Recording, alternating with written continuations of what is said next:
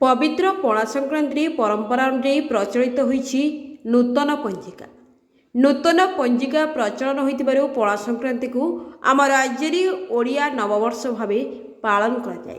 तेबे चलित वर्ष पणा संक्रांति ठारू आसंता 2025 पणा संक्रांति जाए दीर्घ एक वर्ष जाए आम राज्य देश और विश्वर परिस्थिति एवं भाग्य भविष्यत किभଳି रहिबो ताकु नै विभिन्न चर्चा लगी रही। तेबे वरिष्ठ पंजिकार हरिशंकर मिश्र सूचना अनुसार सारा विश्व में स्थिति को देखिले अस्थिरता लगी रहिबो। विभिन्न देश देश मध्य संघर्ष एवं अंतर्द्वंद्व लगी रहिबो। भारत सारा विश्व में शांति मैत्री प्रगति और भाईचारार नेतृत्व नहीं कार्य करिबो। सेहीपरि भारत में दृढ़ राजनैतिक नेतृत्व जोगु अनेक बाधा विघ्न को सठिक ढंग से मुकाबला करिबो। देश भितर एवं देश बाहर अनेक शत्रु भारत को दुर्बल करने पाई अनेक चक्रांत करिवे। सेहीपरि भारत में मध्य बन्या बात्या मरुड़ी भली अनेक प्राकृतिक दुर्विपाक देखादेव। एहा द्वारा अनेक क्षयक्षति हेबार मध्य संभावना रही। देश में दुर्नीति बढ़िबा सह गरीबी लोक सरकार योजनार लाभ उठाई पारिबे नहीं।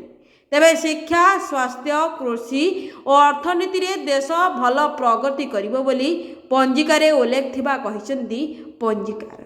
सेहीपरि ओडिशा रे राजनैतिक क्षेत्र में अनेक गोष्ठी कंदल षड्यंत्र लागी रहिबो। तेबे दृढ़ स्थिर सरकार एवं राजनैतिक नेतृत्व जोगु एहार विशेष किछि प्रभाव पड़िबो नहीं। चलित वर्ष बात्या भली प्राकृतिक विपर्ययर संभावना रही। राज्यर केतेक अंचल मरुड़ी जोगु कृषि रे क्षति घटिबार आशंका रही। स्वल्प वृष्टिपात थिबा बेले प्रचंड ग्रीष्म प्रभावर संभावना रही। सेहीपरि दीपावली अमावास्या परे राज्य को एक सामुद्रिक झड़ अल्प क्षति पहुंचाइब। शिक्षा स्वास्थ्य कृषि एवं आर्थिक क्षेत्र में ओडिशार प्रदर्शन मिश्रित रहिबो बोली वरिष्ठ पंजिकार हरिशंकर मिश्र नूतन पांजीर तथ्य को आधार करी कहिसेंती।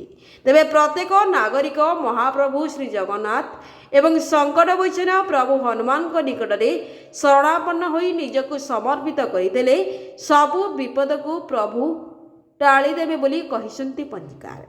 गत दोल पूर्णिमा महाप्रभु निकट में नुआ पांजी पूजा कर तेबे उत्कलर परंपरा अनुजाई विशुभ संक्रांति तथा पणा संक्रांति ठारू नुआ पांजी प्रचलन हेबार परंपरा रही।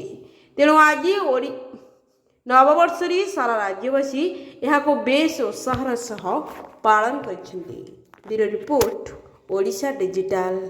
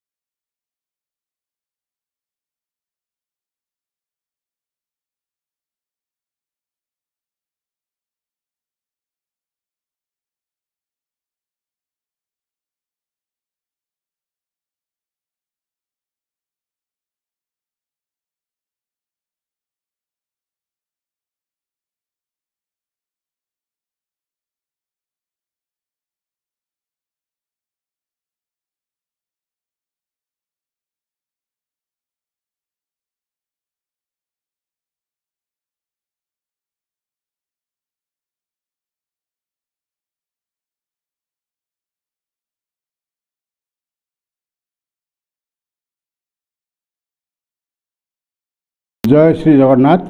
आज हूँ उत्कल 1431 एवं 32 प्रथम दिन। यही उत्कल नववर्ष में पालन करवा पणा संक्रांति आज मध्य हनुमान जयंती। एथिपाई मु प्रथमे आपण माध्यम सारा ओडिशार जनसाधारण को शुभेच्छा जनाया सहित श्री जगन्नाथ पाखरे सेमानकर सुख समृद्धि कामना करुछि। आज ग्रह स्थिति अनुजाई आमे जदि विचार करिबा राष्ट्रफल बा राज्यर फल ताहले ବର୍ତ୍ତମାନ ମେଷରେ ଅଛନ୍ତି ବୃହସ୍ପତି ଏବଂ କୁମ୍ଭରେ ଅଛନ୍ତି ଶନି।